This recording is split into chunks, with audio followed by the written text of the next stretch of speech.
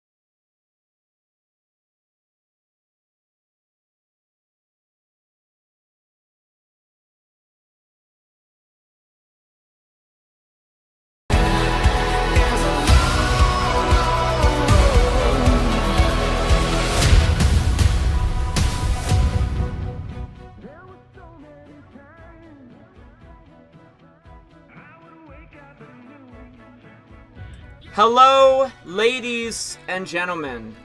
So happy to see you. So good that you're joining me today. We have a Take-Two earnings call ahead of us.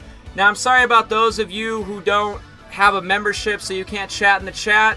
I kind of intentionally did that, not as a way to come off greedy or like I just want your money. I feel like it'll like kind of limit the chat, and when we like I'll just reply to comments from members and people that just want to do super chats and stuff like that, instead of like replying to every single comment. Like, direct more of my attention to the earnings call more than anything, of course, throughout this next 2 hours. And then if any of the members or anything have a question or a comment, or they got something they want me to say, let me hear it. After this live stream in about 2 hours or so, don't worry. We're going back to subscriber mode only. It's just the next 2 hours. Sorry if I've hurt anybody's feelings with that. You're still free to hang out, enjoy, and watch the earnings call, okay? We got about 21 minutes. 21 more minutes.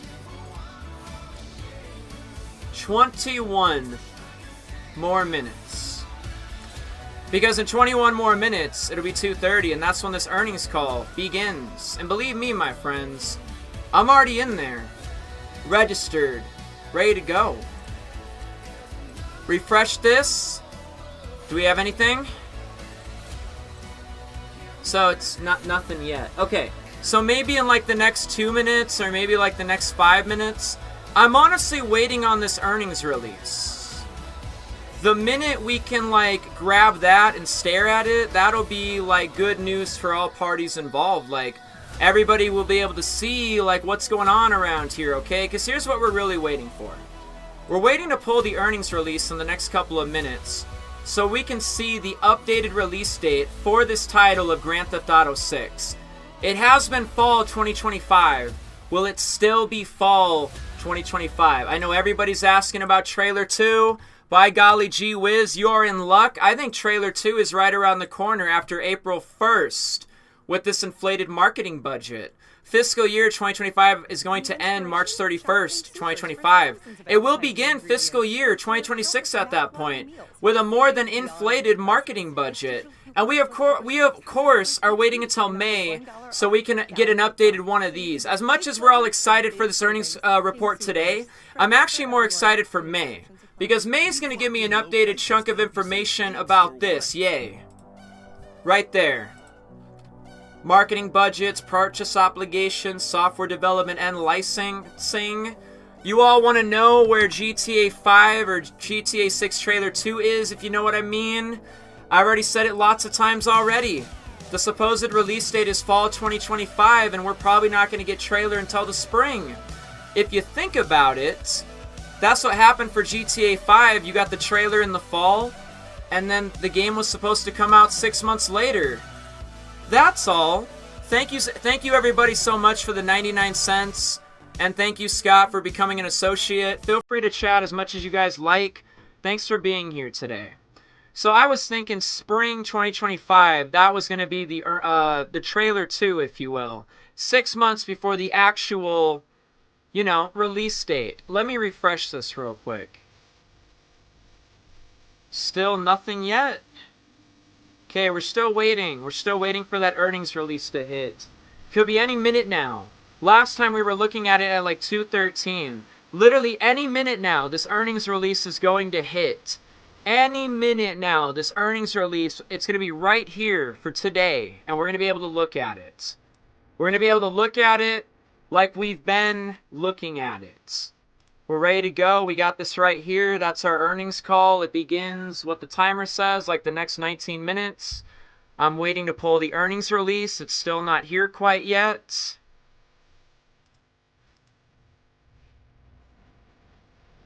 Alright, that'll be enough of that. Thank you. Thank you for coming out tonight. It's a mystery, ain't it? It's an absolute mystery, isn't it? It's a fucking mystery. What is this release date going to be today? How long are you going to make me wait to find out about it, by the way? Gotta be just a couple more minutes, ladies and gentlemen. In the meantime, and I hope I don't get sidetracked here by doing this, we'll go to Rockstar Games real quick, and we'll go to their YouTube page, and you will see, what the fuck, Mr. Boss? You have like videos that literally distract me and I hate it. It leaked again. Rockstar Games, where is GTA 6? What leaked again? He gets you, doesn't he? Those titles just bring you right in. Anyways, they've made 2 posts today about GTA Plus and GTA Online. You're not gonna get me today, Mr. Boss. We're right on time. But I mean, we gotta at least listen for a second, right? I mean, this is probably legitimate business information right here. God, come on, man. It's so close, I can fucking taste it. Alright, Mr. Boss, you have the floor. I cannot wait to hear what you have to say and more. Dude, this guy right here, he knows his shit. Are you ready? Check it out. Hey! Hey, you! In the back, talking. Stop. Alright. Mr. Boss, please. Please. We're still waiting to hear from Rockstar Games about Grand Theft Auto 6. It's been 14 months of silence, and just recently, they had another major leak. We'll be talking about what happened and more all in this video today. And we'll... I don't want to. I really don't want to. And I will let everybody know, by the way, it hasn't been a whole 14 months of silence. You gotta remember, May 16th, 2024... that's when you found out about that fall 2025 release date, okay? I'm going to say it's been about 9 months of silence. I know everyone's just like, well, no trailer 1. No, listen. May 2024, that's when you found out about fall, okay? It hasn't really been 14 months like people are saying it has been. Damn, dude, it literally has to be like any second now.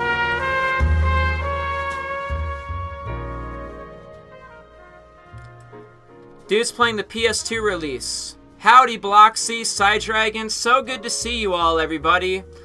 Anybody and everybody is free to watch, okay? It's just, if you want to chat, just buy a $1 membership, alright? It's that simple. We keep the chatting to just important stuff, the ones who actually want to chat, but everybody is still free to watch and listen to what I have to say as a matter of fact. Come on, baby. Come on, now. It's like right here. I want this. That's what I want, like right now.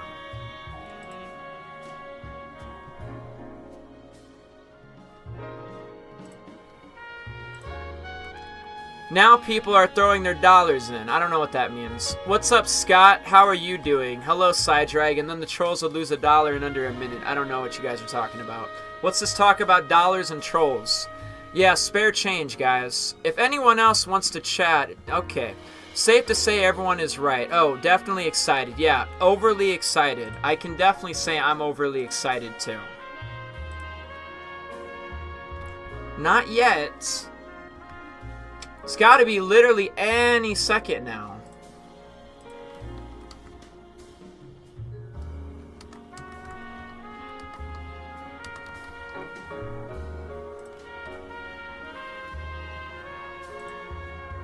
Still not there. We're waiting. We're just patiently waiting.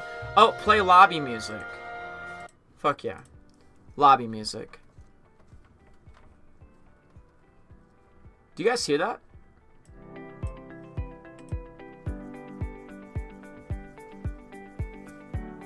Hey, we're in. We're in the earnings call. Ladies and gentlemen, we have arrived. That is all. We're in. Oh!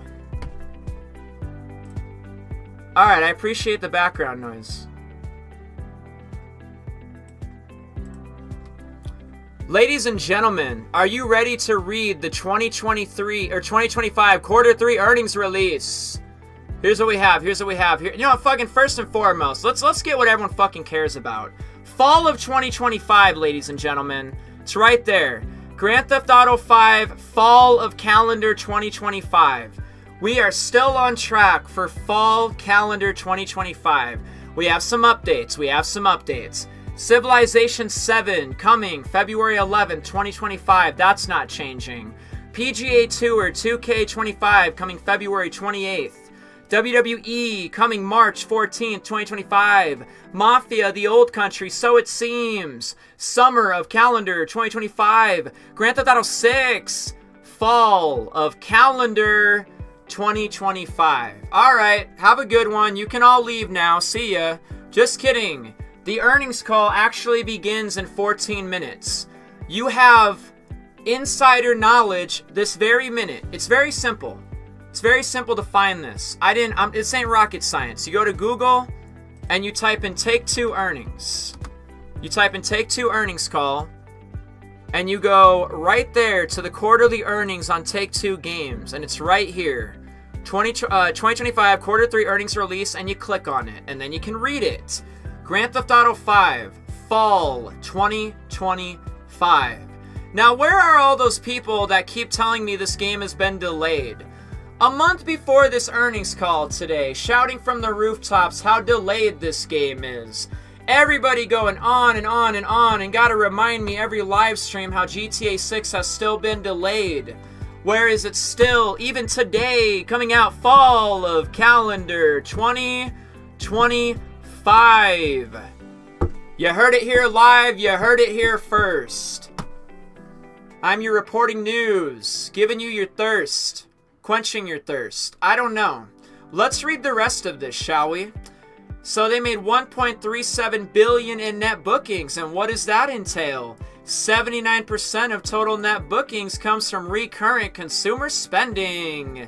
The largest contributors to the money that they made were things like NBA 2K25, Grand Theft Auto Online, Grand Theft Auto 5, Toon Blast, Match Factory, Zynga.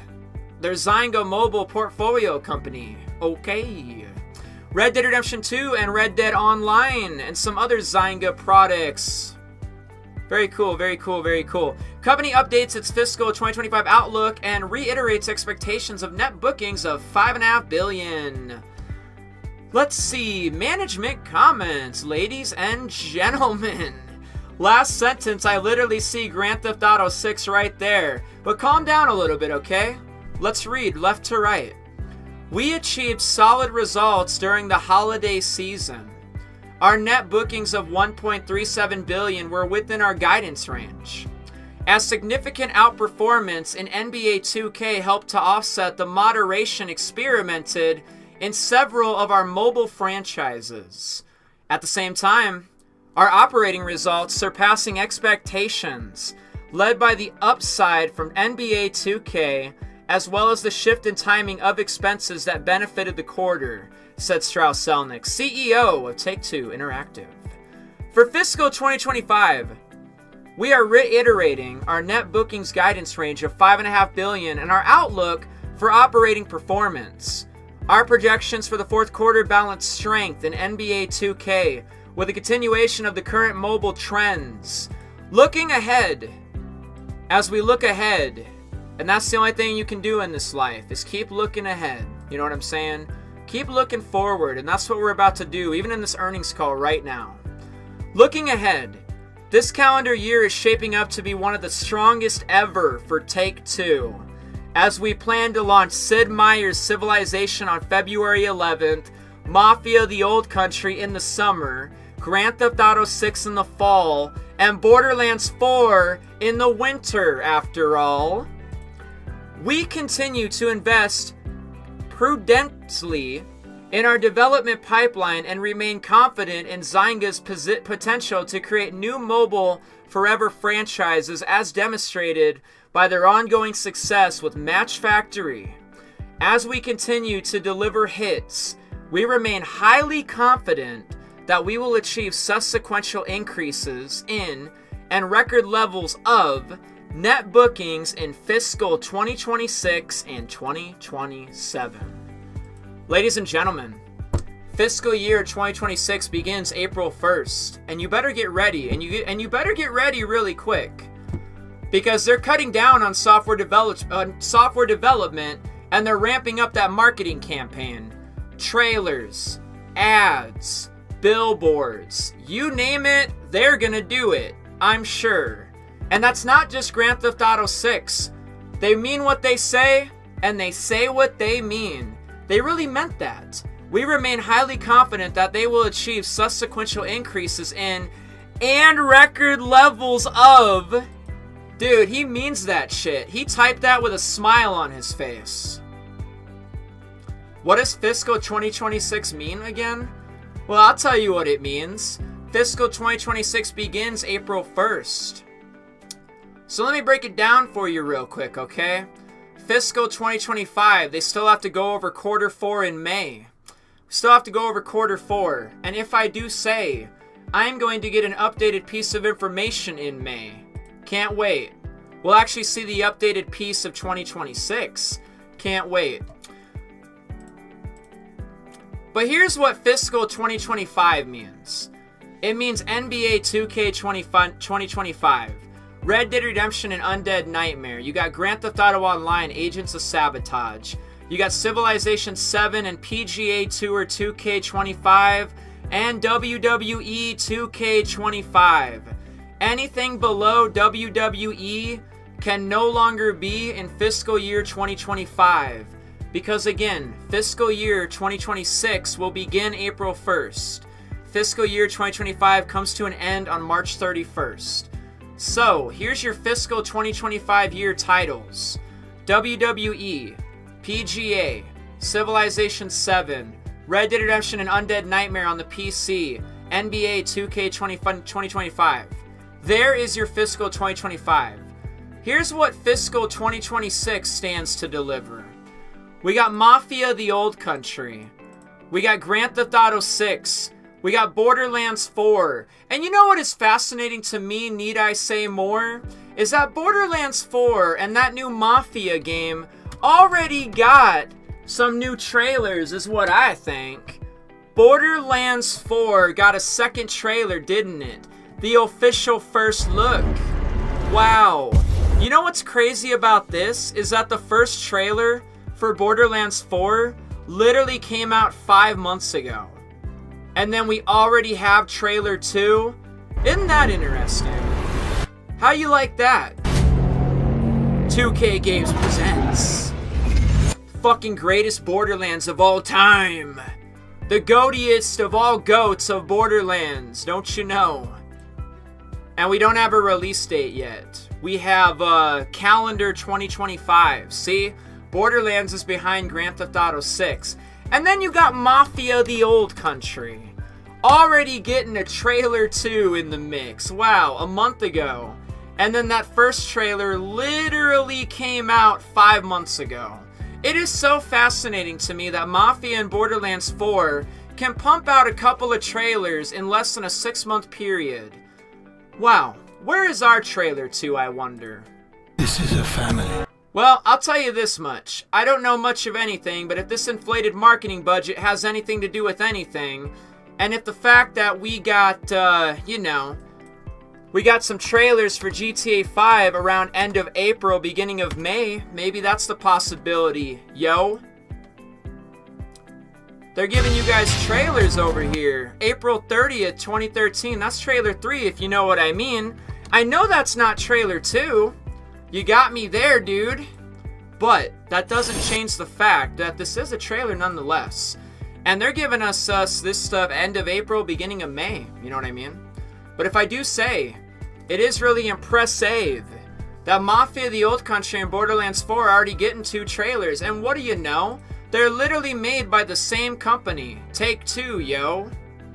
What's up with that? Where's our trailer? This is a family. You guys can't even fucking barely get 1 million views on your trailer. Let's all clap for 1.3 million views for Mafia, everybody. I'm just kidding. Borderlands 4 too. You guys can't even touch 5 million views, let me tell you. Again, just kidding. You and your 3.5 million views. GTA 6 trailer 1 broke records, son.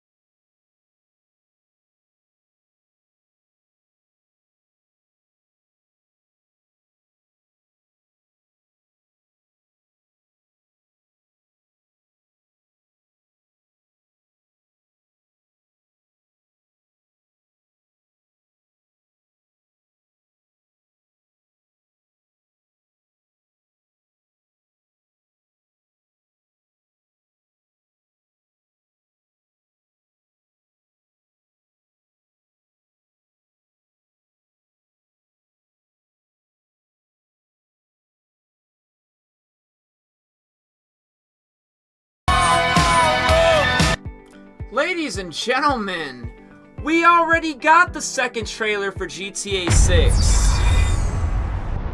It's trailer 2 right here, ladies and gentlemen. What? Do you know why you're here? Well, they're really starting to piss me off. There you go, Daisy. All right, let's go, people. What the fuck?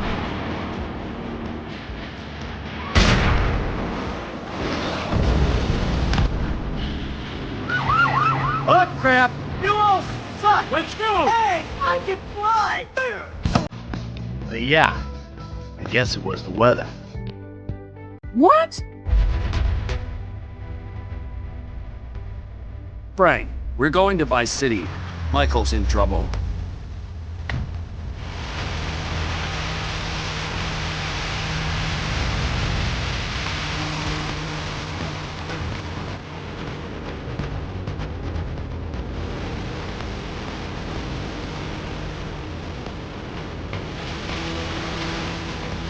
Let's move, man! Come on! Oh, that hurt! Hey! Yo, what's up, bro? Oh! Nice! Wow!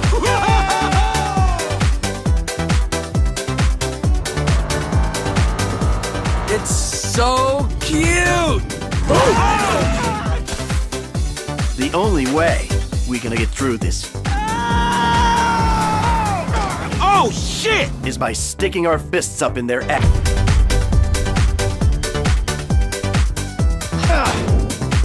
Welcome! Bye now.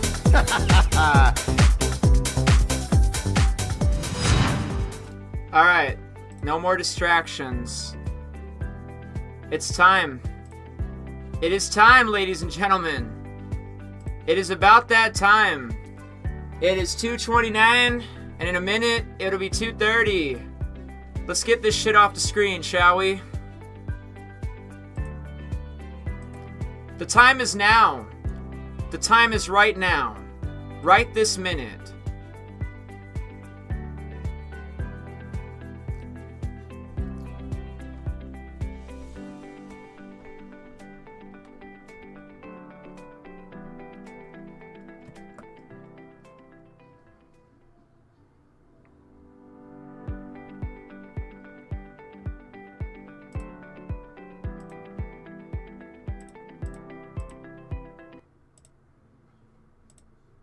Loading event.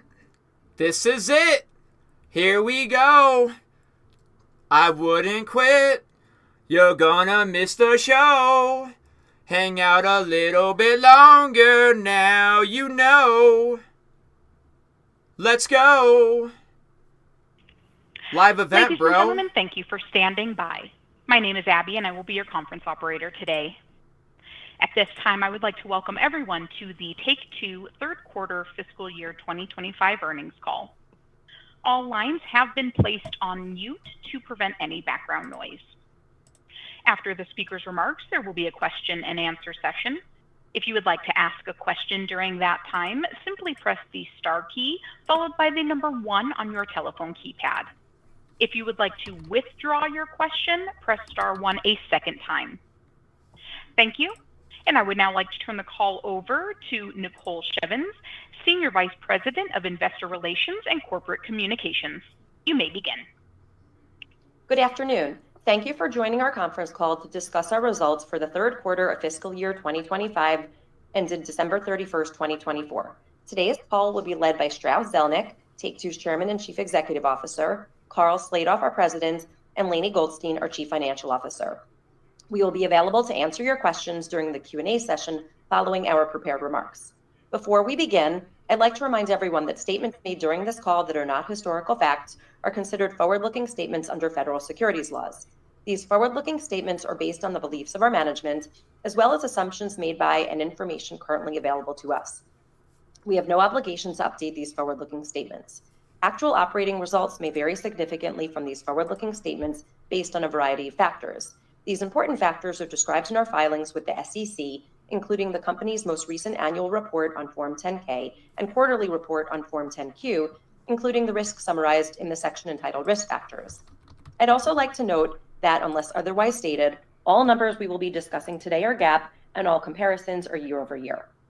Additional details regarding our actual results and outlook are contained in our press release, including the items that our management uses internally to adjust our GAAP financial results in order to evaluate our operating performance. Our press release also contains a reconciliation of any non-GAAP financial measure to the most comparable GAAP measure. In addition, we have posted to our website a slide deck that visually presents our results and financial outlook. Our press release and filings with the SEC may be obtained from our website at take2games.com. And now I'll turn the call over to Strauss. I'm pleased to report that we achieved solid results during the holiday season. Our net bookings of $1.37 billion were within our guidance range, as significant outperformance in NBA 2K helped to offset moderation in some of our mobile franchises. At the same time, our operating results surpassed expectations, led by the upside from NBA 2K, as well as a shift in timing of expenses that benefited the quarter. We're reiterating our fiscal 2025 net bookings guidance of $5.55 to $5.65 billion and our outlook for full-year operating performance. While third quarter operating results exceeded expectations, we expect the fourth quarter to be affected by a continuation of current mobile trends, as well as the shift of some operating expenses into the period.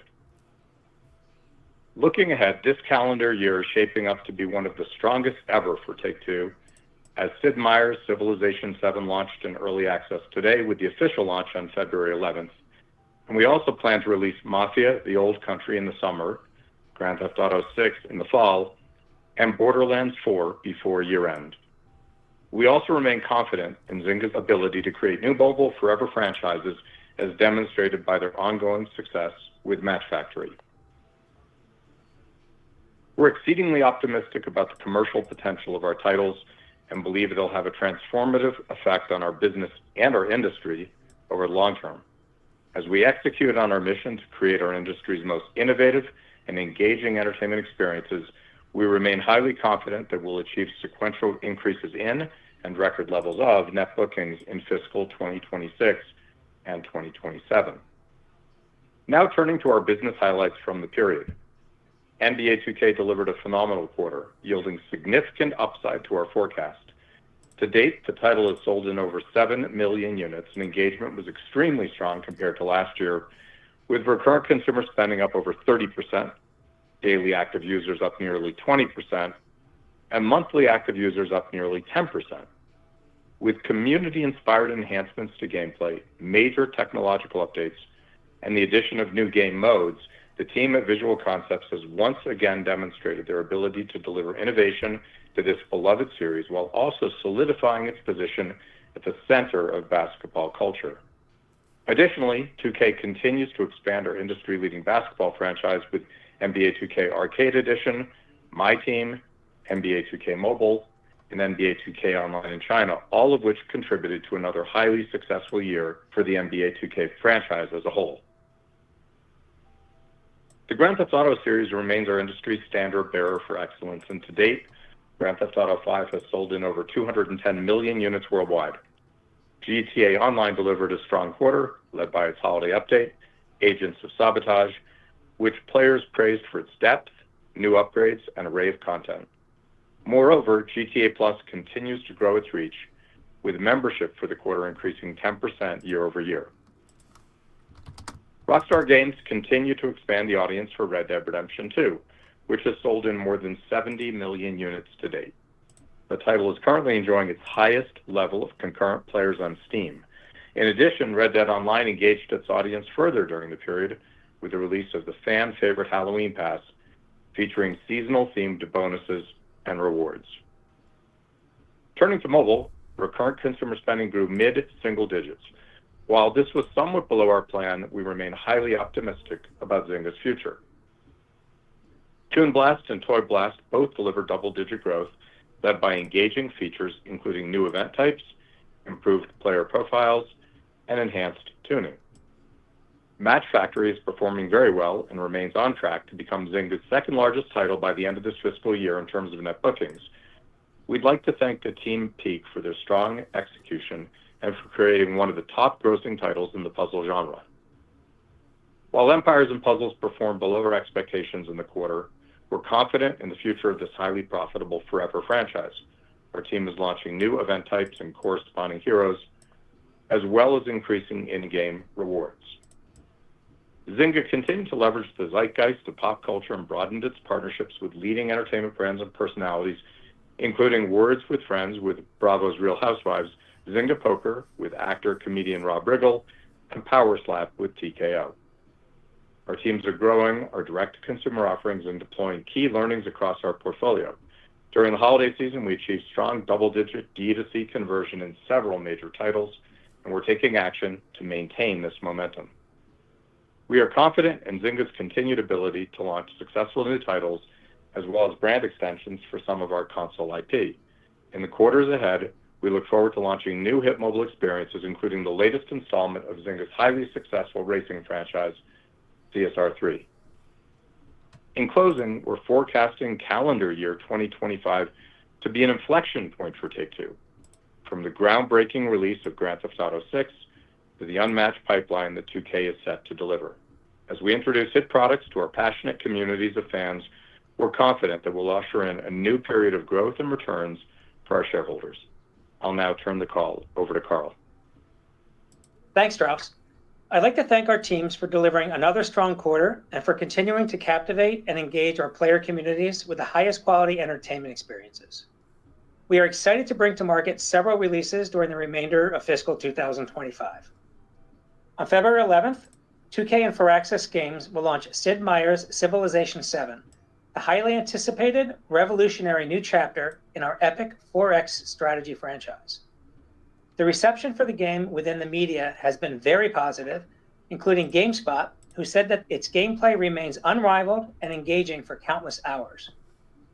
Civ 7 has already set a new franchise record for pre-orders, and player sentiment is extremely positive, with the title recognized as the most anticipated game of 2025 during the PC Gaming Show in December. We'd like to thank the entire Firaxis team for once again challenging players around the world to take one more turn in this beloved series that has engrossed players for more than 30 years. On February 28th, 2K and HB Studios will launch PGA Tour 2K25, the latest entry in our golf simulation franchise that will appeal to both casual and hardcore golf fans. The title features 3 of the major championships with their respective courses for the 2025 season, several franchise advancements, a more immersive and customizable My Career experience, and a robust suite of creation tools from leading equipment and apparel brands. In addition, fans can look forward to a diverse roster of pros at launch, including executive director and all-time great Tiger Woods. On March 14th, 2K and Visual Concepts will launch WWE 2K25. Players on PS5 and Xbox Series X and S will enjoy The Island, an all-new interactive and online WWE-themed world that provides an immersive experience where players can prove they're worthy of the attention of the tribal chief. WWE 2K25 will also include an all-new Bloodline-themed showcase, new brawl environments, match types and stipulations, and the largest ever roster with over 300 playable superstars.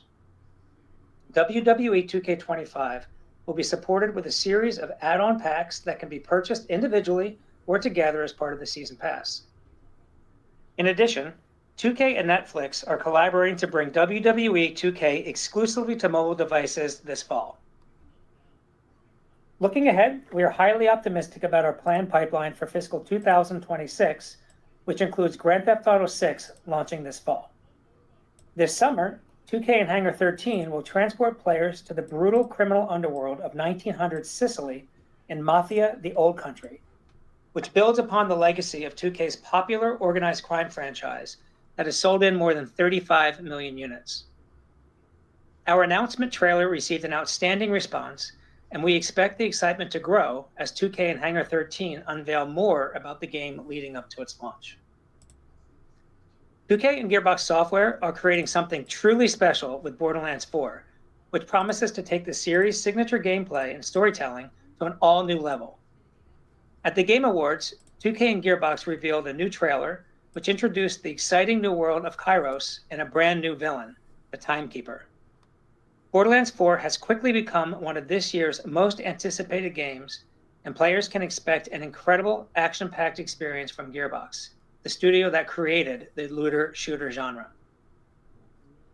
In closing, we look forward to releasing these groundbreaking titles in the coming year that will set us in motion to deliver the strongest multi-year growth trajectory and pipeline in our company's history. I'll now turn the call over to Lainey. Thanks, Carl, and good afternoon, everyone. We delivered solid third quarter results led by the power of our diversified business. During the period, our teams brought innovation to our existing franchises, enhanced our relationships with our player communities, and made outstanding progress on our eagerly anticipated pipeline. I'd like to thank our teams for their disciplined execution and continued focus. Turning to our results, we achieved third quarter net bookings of $1.37 billion, which was within our guidance range of $1.35 to $1.4 billion. We delivered outstanding performance in NBA 2K, which helped offset moderation experienced in some of our mobile franchises. Recurring consumer spending rose 9% over last year, which was in line with our guidance and accounted for 79% of net bookings. NBA 2K grew over 30%, which greatly surpassed our forecast, led by new features and innovation in our game modes. Mobile increased 6%, driven by the addition of Match Factory and Strength in Toon Blast, Toy Blast, and Words with Friends. However, this was below our guidance of low double-digit growth, primarily due to underperformance in our hyper-casual mobile portfolio in Empires and Puzzles, and as anticipated, Grand Theft Auto Online declined. GAAP net revenue was $1.36 billion and was flat to last year, while cost of revenue declined 13% to $600 million, as the prior year included an impairment charge related to acquired intangibles. Operating expenses increased by 10% to $892 million. On a management basis, operating expenses rose 8% year over year. This was favorable to our forecast, largely due to a shift in timing of expenses into the fourth quarter. This shift, along with the outperformance of NBA 2K, drove operating results that were above the high end of our guidance range. Turning to our outlook, I'll begin with our full fiscal year expectations. As Strauss mentioned, we are reiterating our net bookings outlook range of $5.55 to $5.65 billion, which represents 5% growth over fiscal 2024. The largest contributors to net bookings are expected to be NBA 2K, the Grand Theft Auto series, Toon Blast, our hyper-casual mobile portfolio, Match Factory, Empires and Puzzles, the Red Dead Redemption series, Sid Meier's Civilization 7, and Words with Friends. We are raising our recurrent consumer spending forecast to 5% growth, which represents 78% of net bookings, driven by the phenomenal performance we are experiencing in NBA 2K, which we now expect to grow low double digits. Mobile is now expected to grow low single digits as we are factoring in the current business trends, and Grand Theft Auto Online is still expected to decline. We project the net bookings breakdown from our labels to be roughly 49% Zynga, 34% 2K, and 17% Rockstar Games. We forecast our geographic net booking split to be about 60% United States and 40% international. Non-GAAP adjusted unrestricted operating cash flow is expected to be an outflow of $150 million, which is unchanged from our prior forecast, and we remain on track to deploy approximately $140 million of capital expenditures, primarily for game technology and office build-outs. We continue to expect GAAP net revenue to range from $5.57 to $5.67 billion, while we now expect cost of revenue to range from $2.41 to $2.44 billion.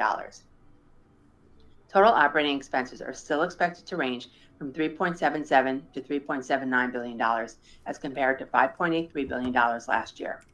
On a management basis, we expect operating expense growth of approximately 10% year over year, which is unchanged from our prior guidance and is largely due to an increase in ongoing marketing support for Match Factory, as well as other mobile and immersive core launches planned for the year. The addition of Gearbox and higher personnel costs, partially offset by savings from our cost reduction program. Excluding incremental marketing and the addition of Gearbox, our operating expenses are expected to grow low single digits over last year. As it relates to our operating performance, while our third quarter results exceeded our expectations, we are maintaining our outlook for the fiscal year as we are factoring several dynamics, including strength in NBA 2K, offset by a continuation of the mobile trends we have been experiencing, and the shift of some operating expenses in the fourth quarter. Now moving on to our guidance for the fiscal fourth quarter. We project net bookings to range from $1.48 to $1.58 billion, compared to $1.35 billion in the prior year.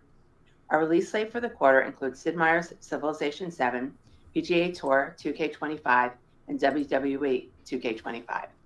The largest contributors to net bookings are expected to be NBA 2K, the Grand Theft Auto series, Sid Meier's Civilization VII, Toon Blast, Match Factory, our hyper-casual mobile portfolio, Empires & Puzzles, WWE 2K25, and Words with Friends. We project recurrent consumer spending to increase by approximately 3%, which assumes a high teens percentage increase for NBA 2K, partly offset by declines in both mobile and Grand Theft Auto Online. We expect GAAP net revenue to range from $1.52 to $1.62 billion. Operating expenses are planned to range from $900 to $920 million. On a management basis, operating expenses are expected to decline approximately 2% year over year, which is primarily driven by a more normalized level of marketing for Match Factory, as the title has now been in the market for over a year, as well as savings from our cost reduction efforts. In closing, we are forecasting a milestone year ahead of us, and we look forward to showing our fans and the global gaming community how our new titles can take our industry to another level of creativity. We are also optimistic that the chapter ahead will set us on a path to achieving new financial goals, including reaching a record level of scale, enhancing our profitability, and unlocking significant value for our shareholders. Thank you. I'll now turn the call back to Strauss.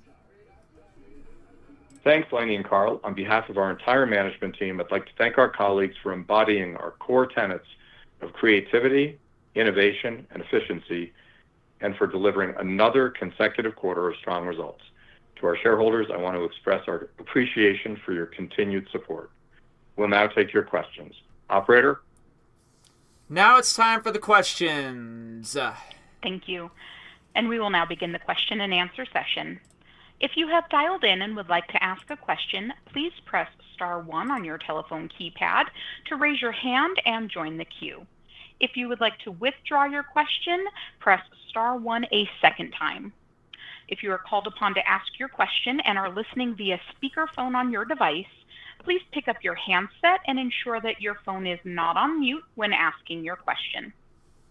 Again, it is star 1 if you would like to join the queue. And your first question comes from the line of Doug Creutz with TD Cowen. Your line is open. Hey, thank you. When you originally bought Zynga a few years ago, part of the thesis was that you saw the potential for revenue synergies down the line, and I think most of us took that to mean marrying your existing IP to their mobile skill set. I know you're not going to talk about specifics, but as you look out at the pipeline for the next few years, do you feel like you're getting closer to realizing some of those synergies? Is that something that is a key component of your optimistic outlook for the next few years? Thanks. Thanks for your question. Actually, at the time, it was pretty clear that while bringing legacy core IP to mobile could be an opportunity, I also noted that the biggest hits in mobile are native to mobile, and there are precious few examples in the marketplace of very big mobile successes that are based on core game IP, Call of Duty Mobile being one of them. That said, we actually are working on some interesting projects that we have not announced yet, which we feel good about. What I did identify as an area of revenue synergies, though, has come to fruition, which is building our direct-to-consumer business inside our mobile business, which was a combined project between Take-Two and Zynga that we kicked off very early. And that has turned into a very significant business, generating meaningful incremental contribution. Great, thank you. And your next question comes from the line of Eric Handler with Roth Capital. Your line is open. Good afternoon. Thanks for the question. I'm going to keep it on the mobile side of things as well. One, you had said Match Factory was, I believe, going to be either break even or profitable at the end of fiscal 25. Is that still the case? And then I'll follow up.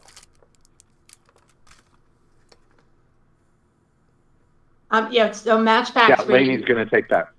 Yes. So Match Factory, towards the end of the year, is going to start to turn profitable. The title is doing extremely well. We're continuing to do a lot of marketing for the title. So it definitely is towards the very end of the year where it's turning profitable, but the game is continuing to do better and better as the game stays in the market. Okay, and then just broadly speaking with mobile, it did seem like there was some broad-based weakness just overall. Are you seeing the market's becoming just more bifurcated, that, it's only the biggest games that are doing well now and you have to keep spending a lot to keep those games doing well? No, that's actually not the case. It's still a pretty broad-based business at Zynga. And it's one of the things that is so appealing, we think, about our mobile business. In the same way that our console business, we think, reflects the best collection of owned intellectual property in the industry, our mobile business, I think, has the greatest sort of breadth of owned and licensed IP in the mobile business, which we think is protective on the downside and offers great opportunity in the upside. There are not the same kind of mobile tailwinds that the industry experienced up till mid-22. Of course, 22 was a down year, and then the industry slowly returned to growth. But the growth is still at a much lower rate than we would like. But it has yet, and I don't believe it will, turn into a kind of top 5 business. There's still a lot of opportunity for the top 50 or 100 or even 200 titles to make a difference. There's one other challenge in the business, which is, as you know, in the mobile business, unlike the console business, we and our competitors do not capitalize development costs, even after technical feasibility. And your marketing expenses, of course, are currently written off as well, which is true for all of our businesses. But in the mobile business, you spend a lot of money on UA in the belief and hope that it will come back to you in a subsequent period. We're very conservative in the way we do that, but nonetheless, that burdens our current results. So the more hits you have in mobile, the worse your current results can actually look for a period of time. And that's one of the things that we did see with Match Factory. As Lainey said, we expect that to turn, and we're going to begin to benefit from that extraordinary hit in the coming periods. We also hope that we'll have other big hits coming on the mobile side. So it's a really good story for Take-Two and its Zynga division. It's a somewhat less good story for the industry, and it is not an across-the-board great story for Zynga, in that a couple of our legacy titles, most notably Empires and Puzzles, have faced some challenges. But that's not an industry problem. That's a game problem. That is a problem that we're addressing, and we're already seeing some good news. That's helpful. Thanks, Strauss. And your next question comes from the line of Andrew Maroke with Raymond James. Your line is open. Hi, thanks for taking my question. One on NBA to start. Obviously seeing some pretty good rebound there, no pun intended. But how much of that do you think is just kind of, one, the comp effect of the Gen 8 transition issues that you had last year, and how much is just kind of an underlying resonant success with the NBA fan base? So I think on the certainly on the PC side of the business, it's a lot has to do with Gen 8 versus Gen 9, and we're benefiting from that without question. But honestly, the game is just continuing to innovate, and the quality is amazing. And the folks at 2K and VC, Visual Concepts, have year upon year proven that they've been able to come out with new modes, new innovations. Not everything works all the time, but this team is just, they define what sports gaming is, and they define what innovation is. And I think there are enough design changes in this game that have really just accrued to our benefit. And we're really excited about that. And we still feel that that we've got a lot of upside from where we are right now. So generally speaking, we're very pleased about the performance of the NBA. We think there's a lot of greenfield in front of us. And the Gen 8, Gen 9 piece was a bit of a headwind for us historically, but no longer. All right, much appreciated. And maybe one more kind of along those lines, but with your franchises that have bigger audiences but maybe take a little while between releases, thinking like Mafia and Borderlands, how does your approach to building excitement around those launches differ from franchises with faster release schedules? And how has the response to those two games been among their communities versus your hopes? Thanks. Look, I think we market everything as though it's a brand new title. We never sort of draft on prior success. And we also need to communicate to consumers that there's an element of what is tried and true and beloved, and that there's an element of new, which is, for example, what we always do in Civilizations. Today is early access day for Civ 7, and once again, the team at Firaxis has pushed the envelope, it's mostly been really, really well received. It's also received a little bit of criticism too. So I think in all instances, we benefit by having a franchise that gives us a marketing umbrella, but we never rest on those laurels. We still have to be very engaged with our consumers to let them know what we have, when it's coming, and that it's worth engaging with.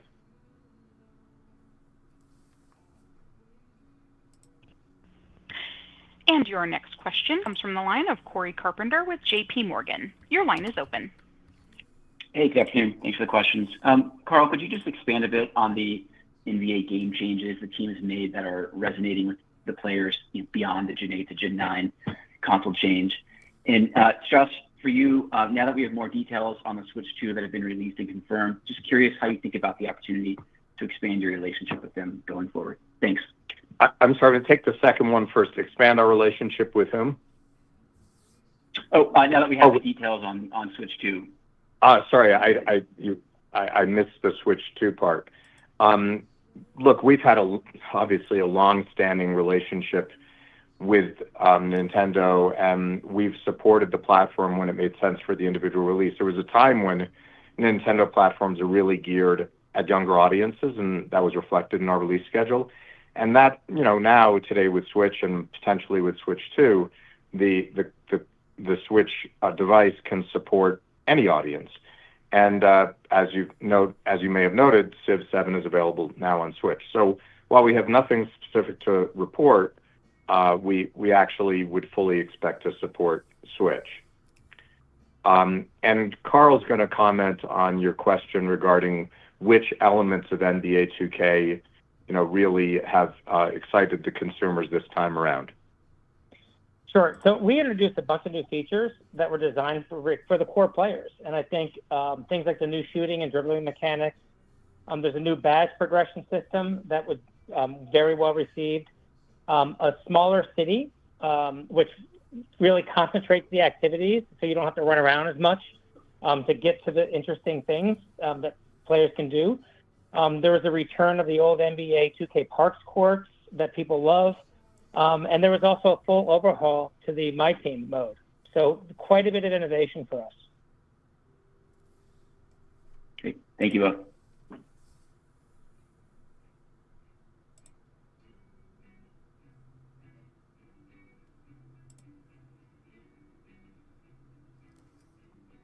Did they break down? Do we have another question? No more questions? Is that it? Now's your chance. Guys, hurry, call. Call, hurry. Hurry, they're getting impatient. The next question. Your next question comes from the line of James Heaney with Jefferies. Your line is open. Okay, great. Yeah, thanks for the question. Lainey, can you just talk about the right level of marketing spend needed to support the launches of your new titles? How soon before launches should we expect you to begin ramping up your marketing efforts, and how does that impact the ramp of expenses? Thank you. So in terms of the marketing, it's around the launch of the title, but in more recent years, it is spread a little bit further along, especially if there's an online environment of recurrent consumer spending with the title. So the title's budgets are usually around the same size as they were in the past. They really haven't gotten smaller. Even when we have titles that are new versions of previous releases, there's just so much importance in terms of marketing and getting people excited about the titles. And it's just usually different types of marketing than it's been in the past. So there's a lot more digital marketing and marketing to our consumers and analytics and different ways of getting to our consumers than we have in the past. So it's usually a bigger amount at launch and then spread over the period of time that the title's life cycle. Great, thank you. And we will take our next question from the line of Matthew Cost with Morgan Stanley. Your line is open. Great, thanks everyone for taking the question. On the Netflix partnership for WWE, I'm just wondering how you evaluate the attractiveness of those opportunities in terms of partnering with new distribution modes like Netflix, and if those will become financially material or if they're more nice to have going forward, and how you think them through. That's question one. The second question is just about some media reports in the past couple of months that you may have started using a new mediation partner for the ad inventory at Zynga, and that you may have received a payment, I think one of the articles said, of $150 million to do that. Is that accurate? And if so, how and when would that payment be accounted for? Thank you. I'll take the first question, and Lainey will take the second. We have numerous distribution partners in the business, and we have a great relationship with Netflix in particular, and we'll evaluate an opportunity primarily to see if it benefits our consumers. We want to be where our consumers are. We're not precious or religious about limiting them to a particular platform, or, for example, even our own platform. We have an opportunity for consumers to come directly to a store that one of our labels has, or obviously to work through the app stores, to work through third parties. We have physical distribution, and we've also worked with subscription services, and we've worked with Netflix before. In every instance, there are obviously economics related to the particular opportunity, and we try to tailor the opportunity to the consumers we're trying to reach. So when it comes to and the Lainey, you'll take the question about mediation.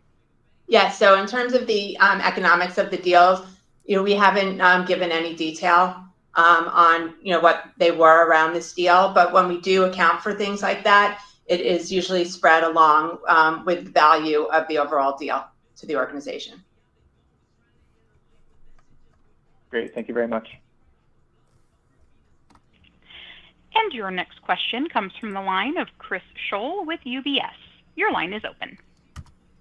Great, thank you. Lainey, I recognize in recent years you've been investing ahead of the new pipeline. As we start to see the benefit of these immersive core titles coming to market, can you just revisit how you're thinking about cash flow generation relative to the guidance you had given historically? And alongside this ramp, how are you thinking about capital allocation and the options you have available to you?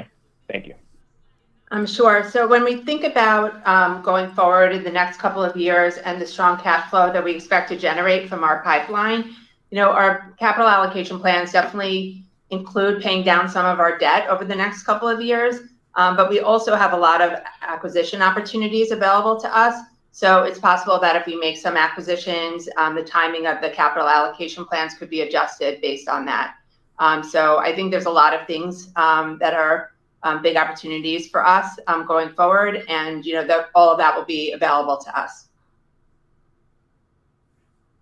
Okay, great, thank you. And if I can just fit in one more with Civ 7 launching, can you just help us think through the uplift you're factoring into your guidance, and how does that expectation compare to prior iterations of the franchise?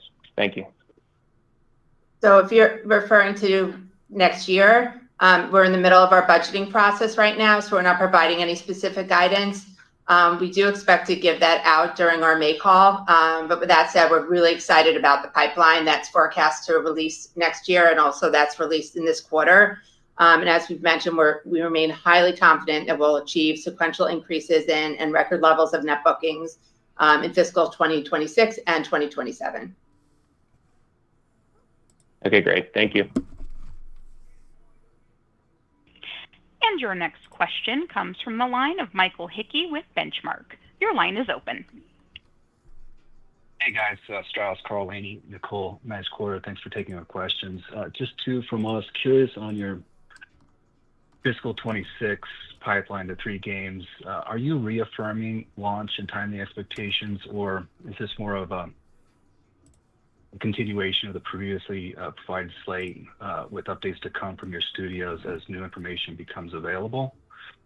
And the second question is on Project Ethos. It looks like Michael's now gone from 31st Union, so just curious how leadership is transitioning within the studio and how this impacts the future of the game. Thanks, guys. So on the first point, yes, we did today reaffirm our schedule through the remainder of the calendar year. I think we were pretty clear about that. And regarding 31st Union and Project Ethos, we are super grateful to Michael for the great work he did in bringing this project to us and spearheading it and getting it to the stage that it's at. He's going to continue in an advisory role, and for that we're also grateful. The transition leadership will be provided by a combination of 31st Union and 2K executives, and we feel highly confident that we're going to deliver a great project over time. When we remain fully committed to Ethos, we're still really excited about it. Awesome. Thanks, guys. And your next question comes from the line of Jason Bazinet with Citigroup. Your line is open. I just had a very simple question. The $1.9 billion that sits on the balance sheet for capitalized software, should we look at that as sort of apples to apples in terms of your accounting policy versus where you were 5 years ago? Or is there some change in accounting that would cause that number to be large? I'm just trying to get a sense of it. Should investors look at that as indicative of potentially the quality or number of games that are going to unspool onto the income statement over the next couple of years? No, nothing has changed in terms of our policies. That's the capital software for the games that have been put up on the balance sheet based on the technological feasibility of those titles, and they'll get amortized as those titles release over the lifetime of those titles. Understood. Thank you. And your next question comes from the line of Omar Dessouky with Bank of America. Your line is open. Hi, thanks. So glad to see GTA 6 reaffirmed for a fall 25 launch. I wanted to ask, how much of the total number of fans that have ever touched GTA and have brand awareness of GTA could potentially be reactivated once this GTA 6 launch actually happens? I gather that there is a much smaller percentage of those, a small percent of those fans that today are highly engaged. But with the launch of GTA 6, it will become an intergenerational franchise, the first title having been released around the year 2000. So I could very easily see a dad playing GTA with his son after having not played the game for a couple of decades. So do you have a sense, of relative to the current base of players that's highly engaged, what the base of lapsed players that may potentially come back could be? Like, is it 1 times as big, twice as big? Any kind of framework there to help us think about this launch would be great. Well, I appreciate the question and the sort of the sentiment underlying the question. It sort of falls into the category of how high is up, and I decline to ever predict that. We believe that arrogance is the enemy of continued success. We run scared. We're looking over our shoulder. Our competitors are not asleep. So what do we do about that? We try to be the most creative, the most innovative, and the most efficient company in the entertainment industry. And Rockstar Games in particular seeks perfection in everything they do. And we believe that if we do that right and we focus on delivering for consumers, that's our best opportunity to succeed. To answer your question mathematically, it's pretty interesting if you look at GTA 5, because that title crossed 3 console generations and still remains a best-selling title, having sold in over 210 million units. GTA Online, now over 10 years old, still has enormous ongoing engagement. So there's certainly evidence that if you give consumers what they want, they will show up for it, and they will stick around loyally for a very long time. Equally, we have enormous respect for how hard that is to do. With regard to the upcoming release of GTA 6, obviously this is a console release. We know what the current console installed base looks like. So, there is the broad universe of console owners to look at, and that is something to be mindful of. At the same time, we don't spend a lot of time looking at sort of attach rates, which I think is basically the question you're posing, because that'll take care of itself if we do a great job. Now, are we aware of who our consumers are, and do we know how to market them and target them? We do. We have an extraordinary corporate consumer database with, I think, nearly 1 million records in it. We observe, of course, all privacy regulations, but we are able to market to a significant portion of that database. So we are mindful of who's been engaged with GTA and GTA Online previously. We're mindful of those who we believe will be interested in the title going forward, and we can tailor our marketing accordingly. But we genuinely don't spend a lot of time thinking about, well, is this going to be, X number of units or Y number of units, because that doesn't change anything that we can do. We focus on what we can affect, and we let the outcomes take care of themselves. And I'm sorry, I said 1 million consumer records. I meant 1 billion. Thank you for your response. I was only off by 3 digits, so, Got it. And your final question comes from the line of Clay Griffin with MoffettNathanson. Your line is open. Great. Good evening. Thanks for taking the question. Strauss, love to get your... I cannot hear the operator. Is the operator speaking? Strauss, can you hear me now? Hello? Do we have Mr. any Zelnick, more are you able to hear us? Yes. Can you hear me? And Mr. Zelnick, are you able to hear us? He can hear. So we will. Okay, now I can hear again. Okay, perfect. So, Sorry, Mr. am Zelnick, I you have coming a through question. now? Clay Griffin with MoffettNathanson. Yeah, hey, sorry for the technical difficulty. I'd love to get your impression of the momentum of the Roblox platform. You talked about, hey, we'll be wherever our consumers are. Is that do you view that as a substitute product? And what's your vision? What would have to happen for you guys to to develop content for that platform? Is it a viable destination for the type of content that Take-Two produces? Look, Roblox is a combination of a platform and a collection of games, user-generated games, largely. And I understand that they market themselves as a platform. However, from our point of view, it is a competitive situation. So while I wouldn't rule anything out, it's hard to imagine that we would see Roblox as a destination for a Take-Two labels game. But again, if there's a reason for us to be there, then we would contemplate it. Understood. And then just maybe turning back to NBA 2K RCS, and I assume that you're aware of the kind of mid-quarter slip that happened at your competitor's live service. And credit to the team at Visual Concepts for a great product, but it does seem that we're seeing kind of small-ish changes to these live services are driving bigger results than what we're used to, kind of intra-quarter. I wonder if that's your impression. I know it's like as you add complexity, perhaps maybe we're all losing a little bit of visibility. Is that your impression, or is that it's just a function of NBA 2K executing at a really high level versus maybe some mistakes elsewhere?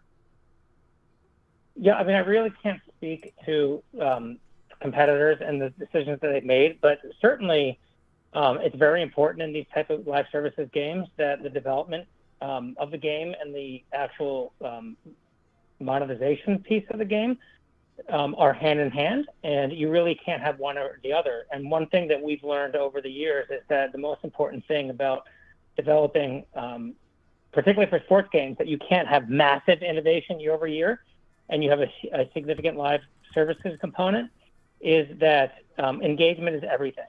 And the more the consumer engages, the more ultimately that you're going to be able to benefit from the economics of the business. So for us, it's not we don't necessarily look at the business about tweaking the economy. Of course, we do that, but the idea is really more the focus of the teams, marketing and development, is to increase engagement, and that's all about the quality and the execution. The tweaking of the economy never is the leading factor. It's always about engagement and quality of the experience. And I think if you stray from that, that's when I think you run into trouble. Totally understand that, Carl. I think I was maybe referring to kind of tweaks in actual gameplay. You mentioned some of the improvements that were made at NBA 2K. They seem, I wouldn't call them massive changes, but it had an outsized effect, and it sounds like we saw the opposite at your competitor. And so the question is, like, are you starting to see that as a general rule where perhaps maybe you're losing some visibility, maybe even internally, for some of these live services intra-quarter? I'm going to take that. No, I don't feel that way. I think we are utterly focused on trying to present the very best possible experience. Sometimes we fall a bit short in certain areas. Sometimes we miss the boat a little bit. True of our competitors as well. But I think the focus remains intense on every part of the experience. Understood. Thanks, guys. And that concludes our question and answer session. I will now turn the conference back over to Mr. Strauss-Zelnick for closing remarks. Well, first, thank you for attending, and I'd like to apologize to all of you for our technical difficulties today. Hopefully the message came across despite that, because the message is a powerful one.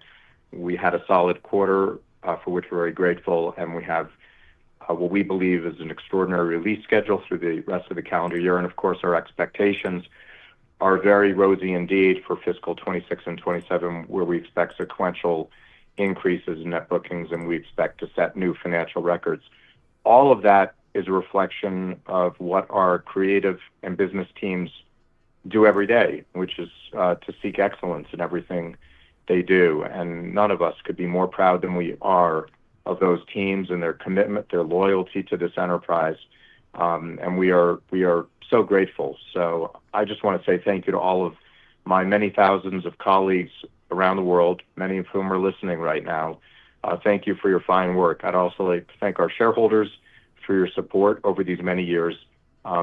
We aim to continue to deliver and hopefully to over-deliver going forward. So thank you all. And ladies and gentlemen, this concludes today's conference call, and we thank you for your participation. You may now disconnect. And that's it. That is the whole Take-Two Interactive earnings call. Now, does anybody have any questions? I'll tell you what I know. I know for a fact that GTA 6 is still on track for fall 2025. All the doubters, all the non-believers, everybody that wouldn't stop saying that this game's been absolutely delayed, were wrong. They were wrong. Anybody saying this game has been delayed before today didn't know what they were talking about. But we knew that. We knew they didn't know what they were talking about. But for some reason, they were still talking. We don't know why they were. We don't know why they kept talking, even though they sounded so foolish. This game ain't no delayed, no nothing. We still on track for fall 2025. Isn't that something? Still releasing in fall 2025. In its quarterly earnings, Take-Two has once again stated that Grand Theft Auto 6 is planned to release fall 2025. From Take-Two's presentation, release is fall 2025. That's right. That's right. Take-Two reconfirms that GTA 6 will release this fall. Who's ready to hear GTA is still releasing in 2025? We are so back. So there you have it, ladies and gentlemen. Grand Theft Auto 6 is still on track to be released in the fall of this year, 2025. We just listened to the entire webcast premiere. And what's really stuck out to me as far as GTA 6 goes is Bank of America asked a very direct question about GTA 6. I don't know who was listening. I don't know who was paying attention. Just go back a little bit in the live stream where we're looking at Bank of America. But Strauss-Zelnick gave a very well thought out answer. But yeah, that's what we have today. Until further notice, Grand Theft Auto 6 is still on track for fall of calendar 2025, the same way Mafia is currently on track for summer of calendar 2025, and they still think they're going to sell Borderlands before the end of 2025. How do you feel? Are you happy? Are you excited? So this means that gamers on an NDA are playtesting. Bro, we saw that earlier. That's happening right now. If you want to go to rockstargames.com, go down to the careers tab, that's exactly what we're looking at. If you look in the careers category, that's exactly what's happening. Go under department, quality assurance, they're hiring overnight testers at some of their facilities. You know what your qualifications are for this job?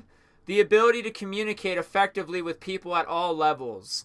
Knowledge and experience of current and previous generation consoles. Knowledge and experience of PC gaming and associated digital platforms like Steam or Epic.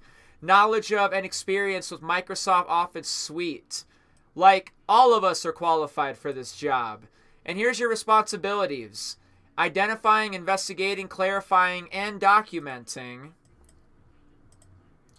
defects encountered during testing. Test of all associated Rockstar online services, updates, live events, sweepstakes, and maintenance for all supported titles. Test of all Rockstar online services related features for all upcoming titles and title updates. Test all of Rockstar Online Services admin and customer support tools for all supported and upcoming titles. Test of all Rockstar Games websites updates, including the Rockstar Store. Test of Rockstar Games launcher and associated tools. And you will ensure the quality and reliability of Rockstar's online services, websites, and platforms in support of multiple industry-leading titles. Create and work through comprehensive test plans to ensure everything is functioning correctly. Write up bug reports concisely explaining issues and providing required information and attachments. Work cohesively with other departments to gain a full understanding of all systems in test. That's right. Gotta have skills to be ability to multitask and work to deadlines. Gotta have excellent attention to detail. Gotta have the ability to quickly learn and adapt to highly technical tasks. The ability to work productively and collaboratively, respecting others' opinions. The ability to remain focused when approaching repetitive tasks. Ability to become accustomed to various in-house software systems. Ability to multitask and handle rapidly changing situations is what they're hiring for right now. Night shift, quality assurance, video game testers, okay? This game is still scheduled to be released this fall. Are you guys ready? Do you know when fall begins? Hey Google, how many days until fall? 228 days. 228 days until the beginning of fall 2025. A little over 200 days. Ladies and gentlemen, I tried to tell you earlier, we are right around the corner from an increased marketing budget. That trailer too, it's coming. Those screenshots on the way. It's gonna happen. It's definitely coming. So what do you guys think? What do you think about all this stuff with Take-Two Interactive? How do you feel about they make the majority of their money from concurrent consumer spending? 79% of all the money that they make comes from microtransactions, online multiplayer spending, like buying stuff, like shark cards. They make 80% of their money through microtransactions.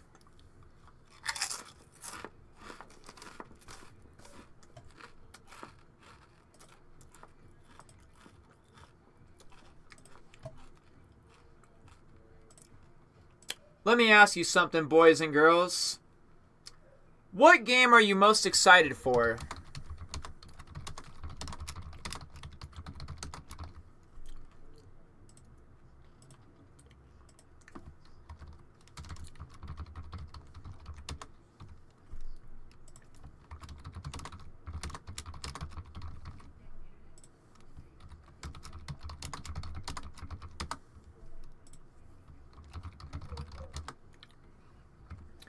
What game are you most excited about?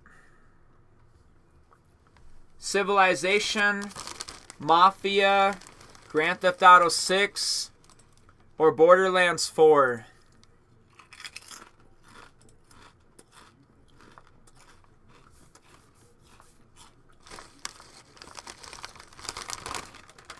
Other than that, though, that pretty much concludes our presentation of the earnings call.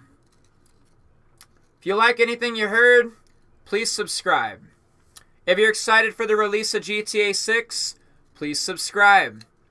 During the release of GTA 6, and when GTA 6 is finally released, I have no doubt in my mind that I will no doubtably be the best GTA 6 YouTuber of mankind.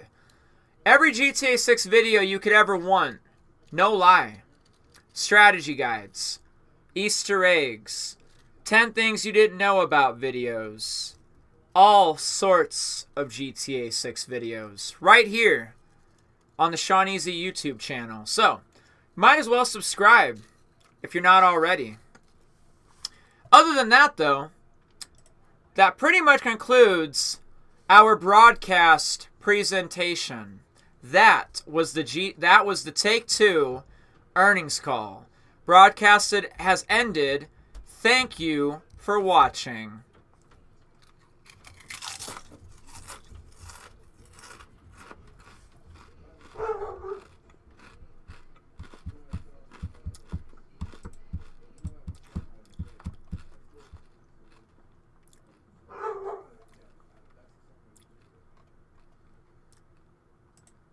And that's it. I'll tell you what, though. I'll open the floodgates. I'll do you all a solid. I'll be a big bro. The earnings call is over, yo. And I said it was only going to be members mode during the earnings call. Well, that is still accurate.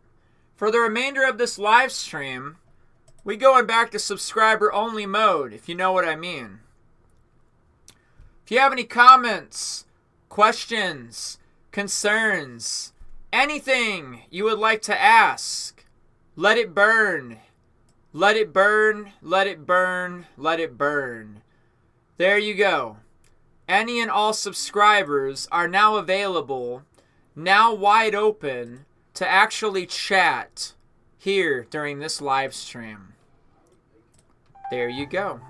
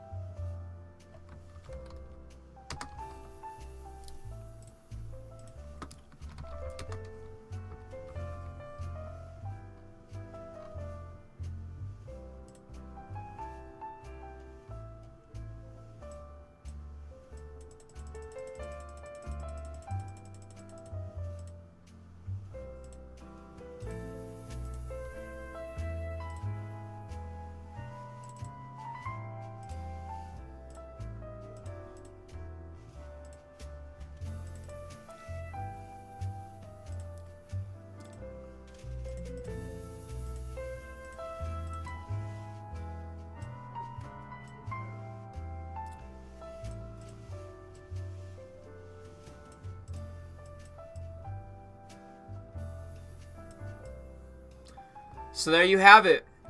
Grand Theft Auto 6 release date fall 2025.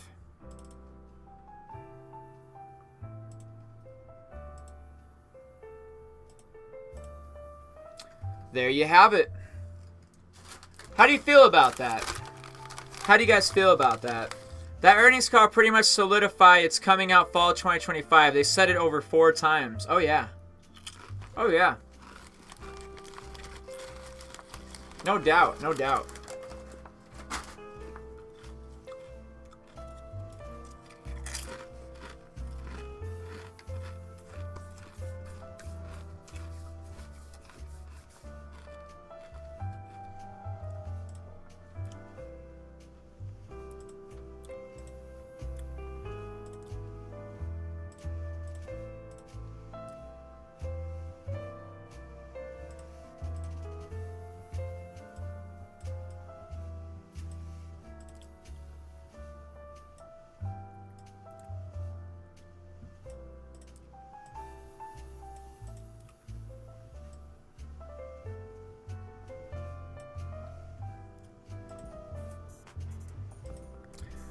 Mafia, GTA 6, and Insel and Paradise. 7 more months till fall. Delay is impossible, right? No, it's not impossible.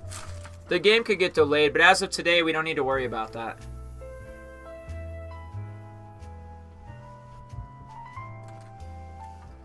We don't have to worry about any delay today, okay? All those worries about a delay happening today, that can't be a worry anymore. That doesn't even exist. There is no delay. The game is still coming out fall 2025. Yay! 7 months till fall. When is trailer 2? Spring. Spring.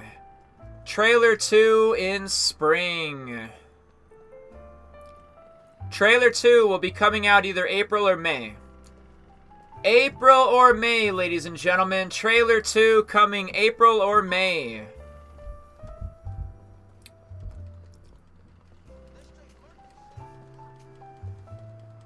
Full GTA 4 lobby today. Says who? Oh, I see that.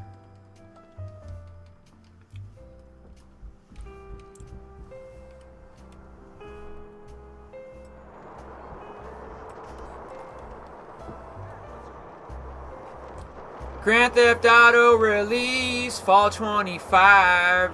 Hope you don't die, please stay alive. I didn't know the earnings call was a literal phone call. Yeah, I was trying to do my best to help you understand who was asking the questions. So when Raymond James called, I showed you it was Raymond James. When Citigroup called, I showed you guys it was Citigroup. I even tried to find 2 of them that I couldn't find. I showed, like, Morgan Stanley. Morgan Stanley called in, so I showed you Morgan Stanley was on the call. And then I showed you guys who was answering the question. Like when Strauss Zelnick was talking, I showed you guys it was Strauss. When it was obviously the President Carl on the phone, I showed you it was Carl. When Laney was talking, I showed you it was Laney. I honestly tried my best to visualize it as best as I could. Even like with how Strauss Zelnick and Laney and Carl all have their photos on the website. I hope I did okay, you know, I hope I did okay as far as you guys following along and understanding, like, even who was making the phone calls. Like, even when Strauss Zelnick was talking about NBA, I, like, pulled that up so you guys knew it was about NBA. When he was going on and on about WWE 2K, I pulled that up. When he was talking about Grand Theft Auto, Red Dead, and Mafia, and every single thing he brought up, even bringing up the golf game, like PGA game, I tried to like put that on the screen so you guys understood like what the topic of conversation was, if you know what I mean. You know? So yeah, I hope I did good. Just like last time, you know, you got all the good information of that earnings call. I have a question. Do sunglasses really help indoors? Let me ask you a question. You ever played video games all day and then you're staring at the TV for like 12 hours? How do your eyes feel after staring at the TVs for so long? Do your eyes feel heavy? Do your eyes hurt? Do your eyes just like feel like shit? Maybe sunburnt? Do you know what I mean?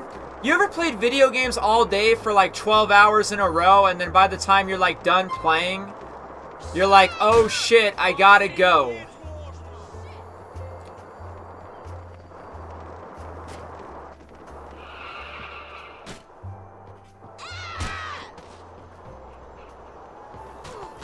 Wait, are there actually like messages for that guy like coming through? I gotta see something real quick. I just gotta take a little peeky real quick. I just gotta see something real quick. What am I missing? What the hell am I missing? You know, I got people blocked. I don't see everybody's chat. From my point of view, I don't see anything. Let me go ahead and switch accounts here real quick, and let's see what we got here real quick.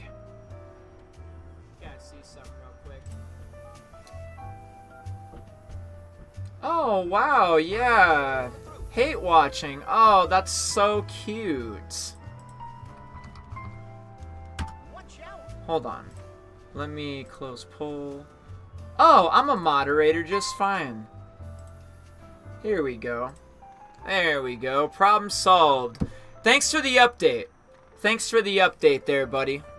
Didn't even know. I mean, I don't see any comments coming from that person. Not from my point of view. Thanks for the heads up there, Psy Dragon.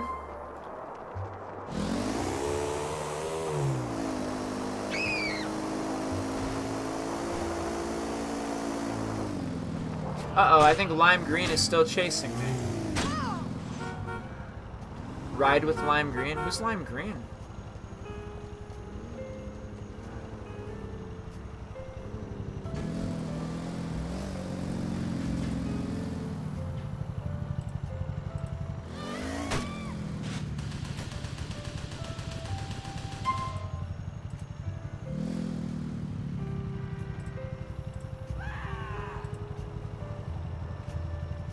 Alright, nothing too serious, not even a big deal.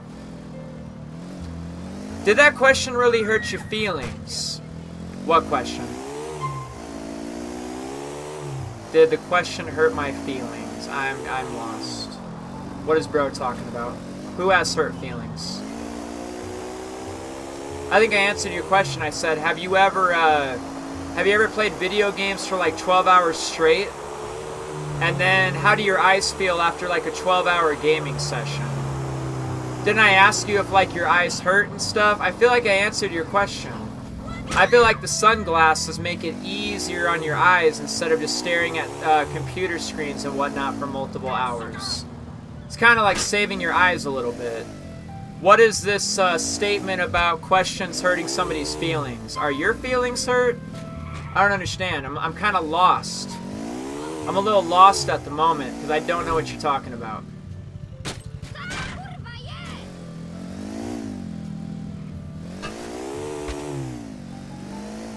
You feel sorry for Half-Life 3 fans? Why? What happened? What's going on with the Half-Life games? I don't see red anywhere. Yeah, just imagine like playing video games non-stop for like 12 hours non-stop. Imagine like the wear and tear that really has on your eyes, for example.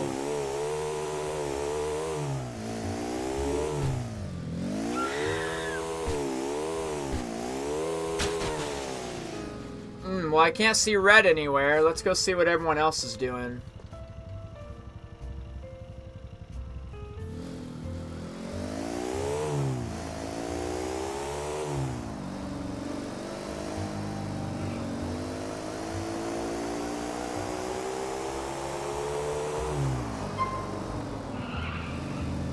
But yep, fall is in just a short amount of like 200 and some days.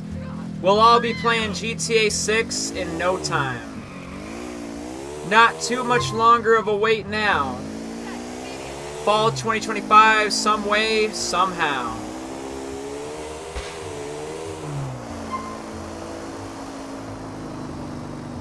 Alright, so I'm only going to be live on this stream for about 17 more minutes.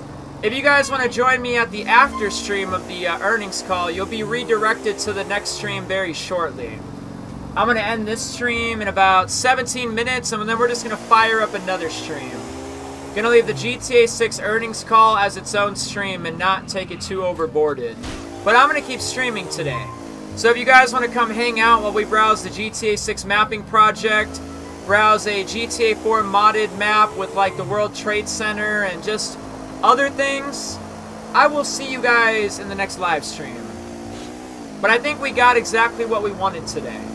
We got the updated release date for GTA 6. Oh yay. And by updated I mean that GTA 6 is still scheduled to be released in fall 2025. Good news, right? What do you guys think? Good news? Do you guys think it was good news today? There's no confirmation on that game, and fans still expect it. We get in GTA 6, though. No confirmation on what game? Oh, I can't make polls, can I? I have to do it with my main account. Okay, I'll do it. Was today good news? GTA 6 still on for fall 2025. Was today still good news, ladies and gentlemen? Are you pleased with the news today?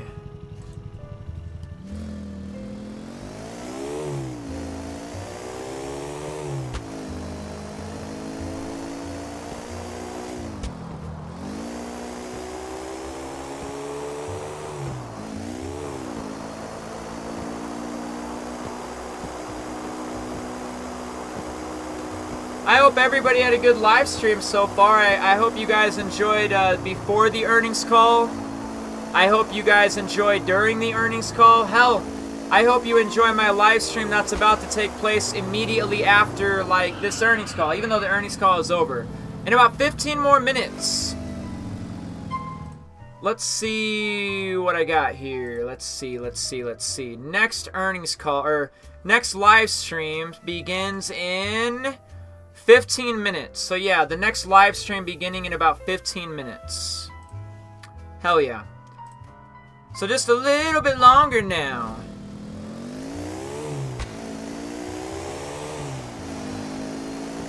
I think it's the most we've heard regards to information about GTA 6 for over a year. Yeah, Bank of America asked a question. That was quite a bit of information about GTA 6, so to say. Strauss Zelnick said GTA 6 a couple of times. Still coming out in fall 2025 and all that stuff. Like, yeah, I think this is like the earnings call where they talked about GTA 6 a lot more than they usually do. Definitely. Half-Life 3. There's no confirmation on that game and fans still expect it. Oh, Half-Life 3, sorry. I feel ya. You feel sorry for the Half-Life 3 fans because the game they're expecting, there's like no confirmation on it, but everyone is still expecting it. I feel.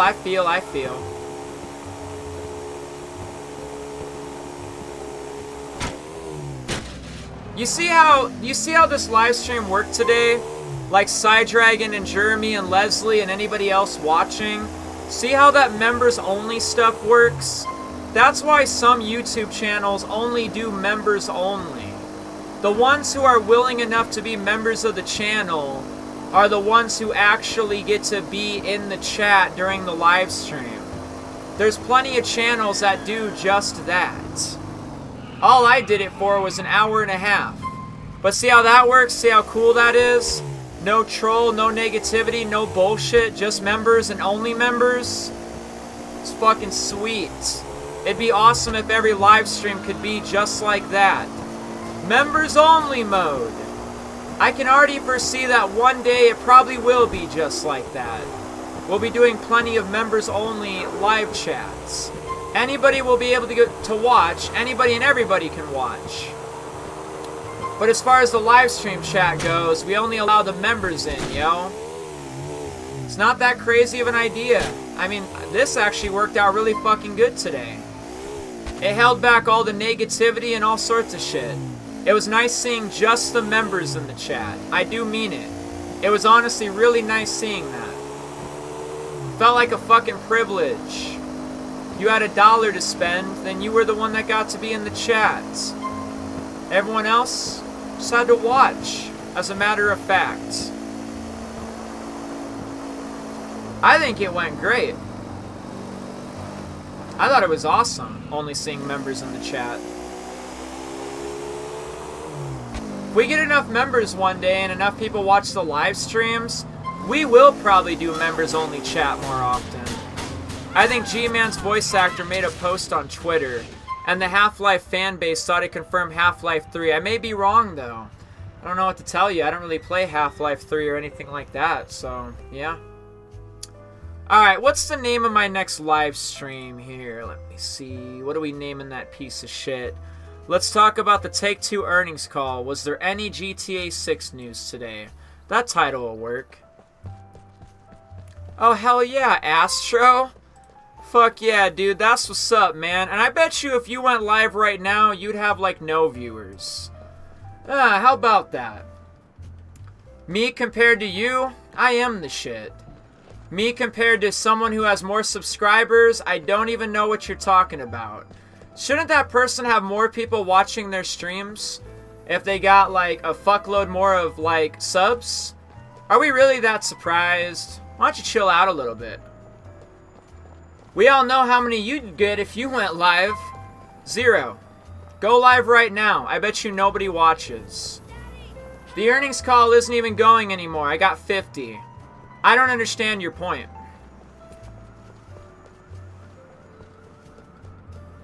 I've seen some of you guys go live and you like brag about the 3 you get. Like you guys are the shit. You gotta be fucking kidding me. Me compared to you? I mean, if I'm shit, what are you? Less than shit, whatever that is. That's what I heard. That's what you said, not me. That's the word.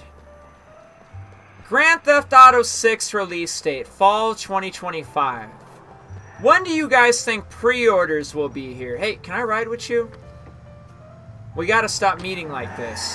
When do you guys think pre-orders is finally going to be a thing? How about the supposed price tag on GTA 6? How do you feel about a $100 price tag for GTA 6? As a matter of fact, everybody, I think we had a very goddamn good live stream today. I wouldn't care if there was 5 people watching. I'll take 100, I'll take 2, I'll take 1,000. The most important thing is we did the earnings call, plenty of people watched, and I gave very good, reliable, informative information.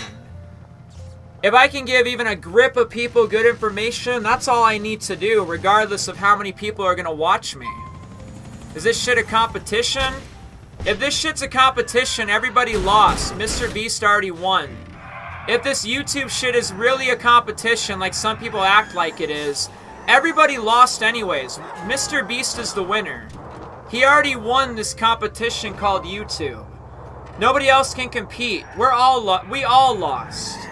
This shit ain't a competition. You gotta be happy with what you got. And enjoy it while it lasts. Me compared to you, though, holy shit. Who are you anyways again? Never heard of you. Welcome to my YouTube channel. Perhaps August. Yeah, August might be the month. What is it with all these random ass strangers coming to my live stream to talk shit? I literally don't even know that the majority of you even exist. But you guys definitely know I exist. I don't even know anything about you guys, but you guys pretend like you know everything about me. Jeez. I don't even know who you guys are, but you guys obviously know me. What does that tell you? Who are you again? Who are these people? Couldn't even tell you. Nobody important is what I'm thinking. I can't even see that guy's comments. Oh, I know. Oh, I know. You know what I'm saying? He thinks he's the main character.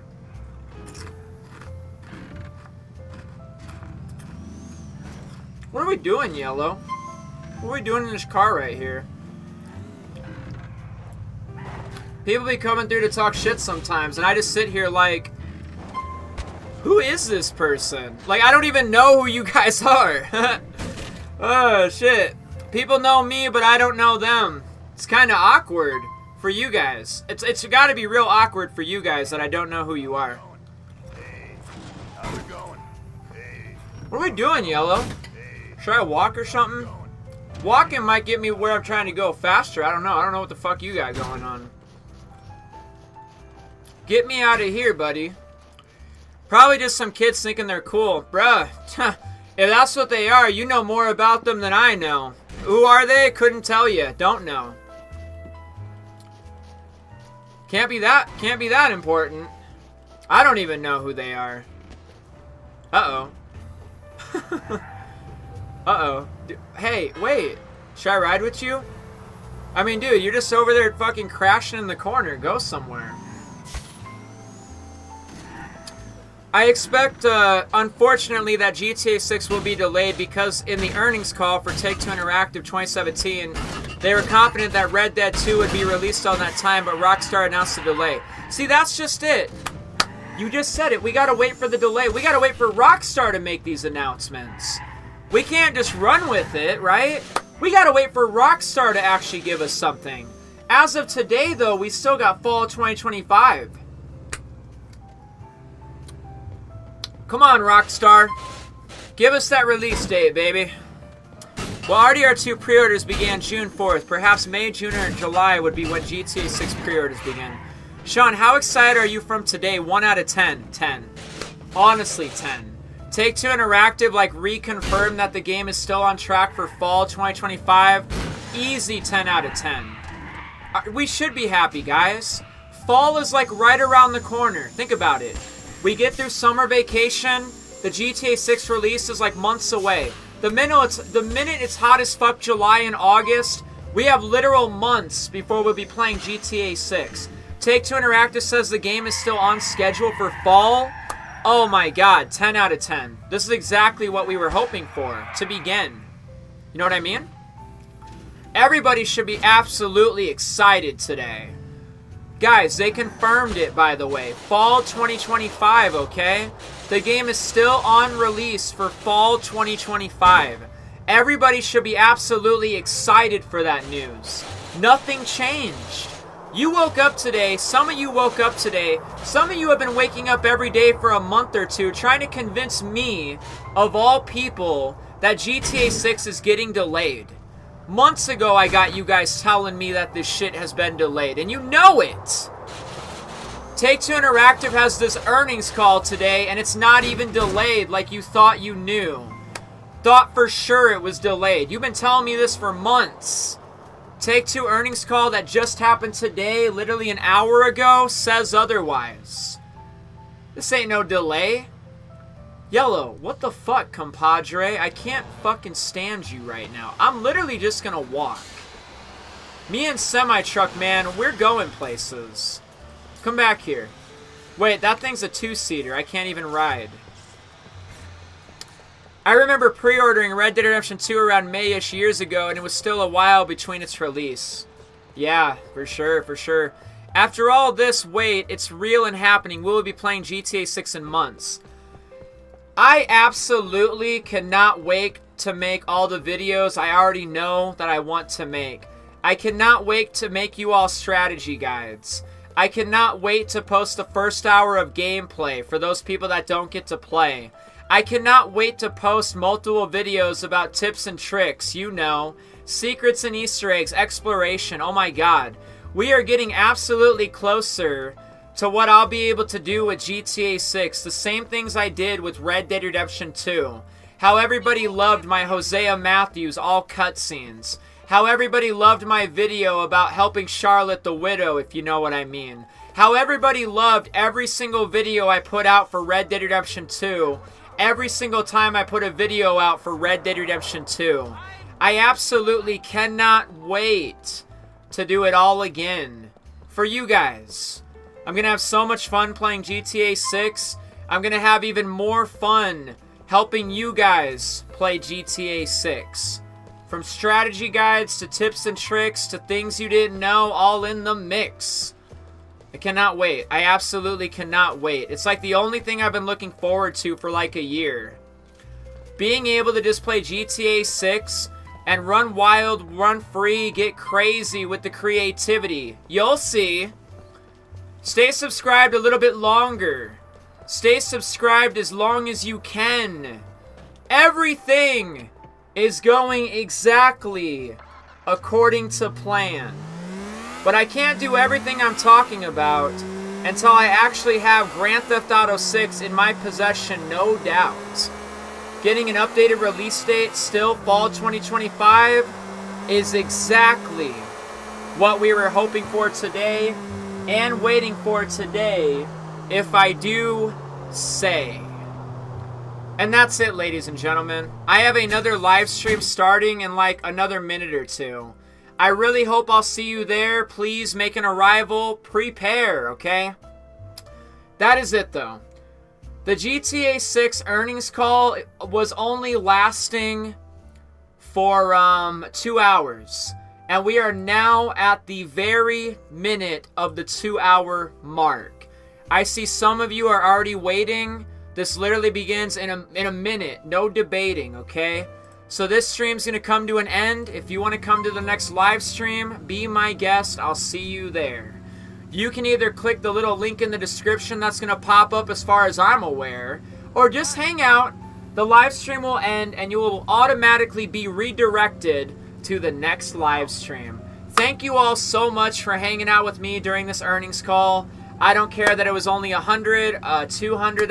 I got exactly what I wanted once and for all. Hundreds of people watching me live stream. Even the haters wouldn't know what having even 10 people watching them live feels like. They want to talk shit about hundreds of people watching. They can't even relate to what they're talking shit about. I will see you guys in a minute. God bless everybody. See you in the next live stream, which literally begins right now.